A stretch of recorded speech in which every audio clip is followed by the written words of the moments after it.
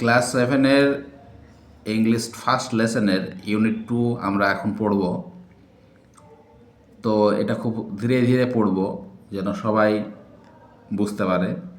You read history in books, তুমি ইতিহাস পড়ো বইয়ে, বই থেকে ইতিহাস পড়ো এটার মানে।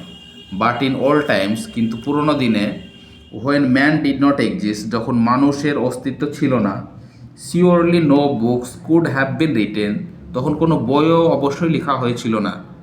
How then can we find out, তাহলে আমরা কিভাবে খুঁজে পাবো হোয়াট হ্যাপেন্ড দেন, তখন কি ঘটেছিল, অর্থাৎ তখন কি ঘটেছিল তা আমরা কিভাবে পাবো, তখন মানুষের এক্সিস্টেন্স ছিল না, কোনো বইও লেখা হয়েছিল না।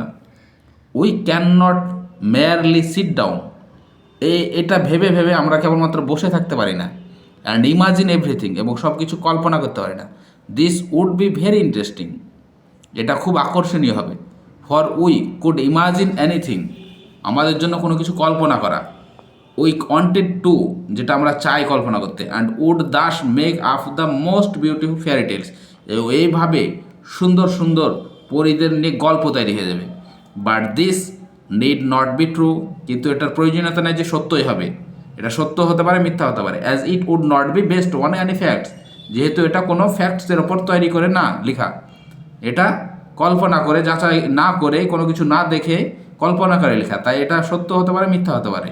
কারণ কি, এটা ফ্যাক্টসের ওপর বেস্ট করে লেখা নয়। দ্যাট উই হ্যাড সিন, যেগুলো আমরা দেখেছিলাম যেগুলো। But although we have no books, যদিও আমাদের কোনো বই নেই। Written in those far off day, সেই দিনগুলোতে লেখা। ফর্চুনেটলি, কিন্তু সৌভাগ্যক্রমে, উই হ্যাভ সাম থিংস, আমাদের কিছু জিনিস আছে। হুইচ টেল আসে গ্রেট ডিল, যেটা আমাদের অনেক কিছু তথ্য দেয়। কি তথ্য? As well almost as a book, একদম বইয়ের মতোই দেয়। বুক উড, বই যেরকমভাবে তথ্য দেয় সেরকমই। কোন জিনিসগুলো সেগুলো? উই হ্যাভ রক্স, আমাদের আছে পাথর। অ্যান্ড মাউন্টেন্স, পাহাড়। অ্যান্ড সিজ, সমুদ্র। অ্যান্ড স্টার্স, তারা। অ্যান্ড রিভার্স, নদী। অ্যান্ড ডিজার্টস, মরুভূমি। অ্যান্ড ফসিলস, ফসিলস মানে জীবাশ্ম। অফ ওল্ড অ্যানিমেলস, পুরনো প্রাণীদের জীবাশ্ম, যেগুলো বইয়ের মতোই প্রায় আমাদেরকে কোনো তথ্য জানতে সাহায্য করে। এগুলোকে বলা হয় প্রকৃতির ভাষা। This and other like things, এইগুলি এবং এইরকমই অন্য জিনিস। আর আওয়ার বুকস, আমাদের বই। For the earth's early story, কিসের জন্য? পৃথিবীর প্রথম দিকের গল্পগুলো, তথ্যগুলো জানার জন্য।